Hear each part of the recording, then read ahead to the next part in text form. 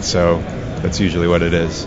And I looked around today, and there were all kinds of different decks, so I just figured I'd run that since it'll be good most of the time. A lot of players, I know Spell Pierce, when it first came out, people were like talking about how good it is, but it really shines in these Eternal formats. It's really good. It replaced Sinkhole, which was the worst card, and I think it's a lot better because it costs half as much and it's blue, which is like the best part about it. You can pitch it before so well.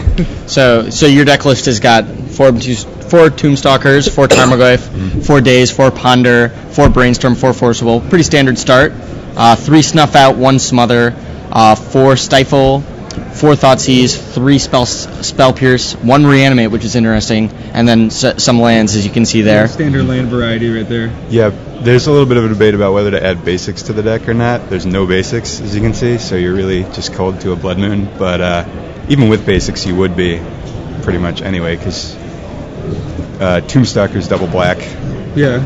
And you need to run a basic forest to cast Tarmogoyf, which is pretty bad otherwise. So, but yeah. So what were you expecting in this field when playing this deck? Well, actually, I didn't think it would be that great of a choice because I thought there'd be a lot of Zoo and Merfolk, which are kind of rough matchups. But you can beat them, but they're not great.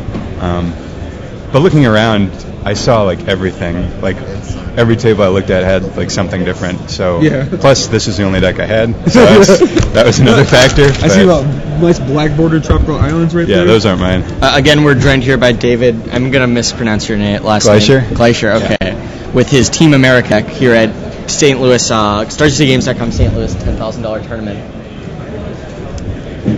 So why don't you tell us your mana base exactly and what's in your sideboard? Because people out there, the camera's a little glary. They might not be able to see. Okay. Well, the mana base is 4 Wasteland, 2 Tropical Island, 1 Bayou, 4 Underground Sea, 9 green, black, blue fetch lands. It actually doesn't, unless you're running basics, it doesn't matter what they are. Whatever they all get everything. 3 grips in the board for counterbalance and just random decks. They're good against decks. Crypt and Rav Trap mostly for dredge. So why the split there? Just to have variety? Yeah, just to have variety, keep them guessing if they have the wrong answer or something. But I've heard Crypt is better, so I ran more of those. Blue Elemental Blast and Hydroblast, 4 of those. I split those because some versions of Goblins at some point ran Cabal Therapy, but I don't think that's actually relevant anymore, so that doesn't matter. And then I have a couple of Infests for Merfolk and Goblins, mostly Merfolk, because I thought that would be pretty popular. And it looks like the last 2 cards have extra glare for us. Yeah, one's Engineered Explosives, which is just kind of a random catch-all for weird decks I might face. It's okay against Zoo and Merfolk, too. And then some other additional removal. I kind of wish that had been a Diabolic Edict, because I actually played against another deck with Tombstalker last round, which I was not expecting. All right. Thought I'd be the only Tombstalker deck. But so what are your favorable matchups for this deck? Favorable? It's really good against combo decks, because you have Thoughtseize as additional disruption, whereas most blue decks don't have that. And you have really fast clocks. It's pretty good against control decks. The worst matchups are Mountains.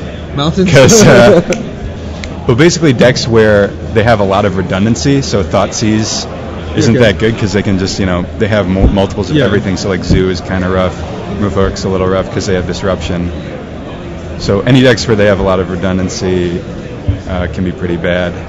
How do you fare against something like can be pretty bad. The white stacks? I know Star City said a lot of their white stack stuff was being sold. I haven't tested it a lot. I think it's pretty good though, because Ghostly Prison isn't a big deal. You can just pay 2 and swing for 5 with one guy, so that doesn't do that much. Stifle's pretty good against them. I've stifled O-Rings before. Thoughtseize is really good. Wasteland, obviously pretty good.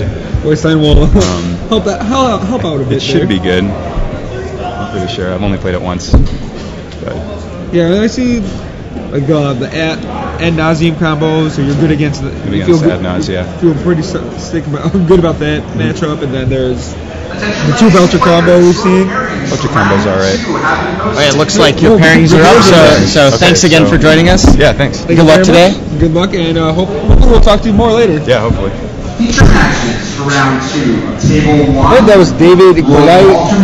That was David Gleiche.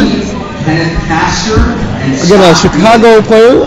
Yeah, He's he's a from Chicago Rockford Bulls. originally, but Lloyd Walterman and Jeffrey Blyden.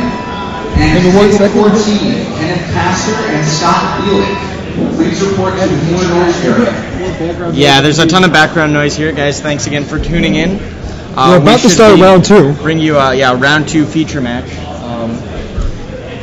Should be good. That was just Good Games Live. Yeah, that was a